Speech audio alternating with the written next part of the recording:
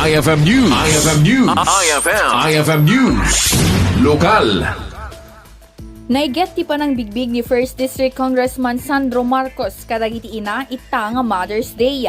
Rason anay pang pangruna karaman karay tina benepisyaran ti assistance for individual in crisis situation wenno AIX kadagiti solo parent a kaaduan kadagitoy kadagiti ina.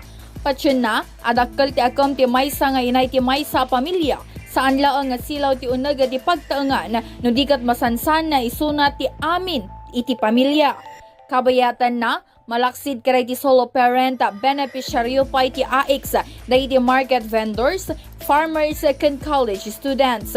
Aday kabuklan at 2,577 tina benepisyaran ken 7,731,000 pesos tina ipaaya manipod iti Department of Social Welfare and Development program babaan ti panakikoordinar ti opisina ni Majority Floor Leader Sandro Marcos. Para iti IFM News, Idol Bernadette Toledo, Tatak, IFM. IFM News. IFM News.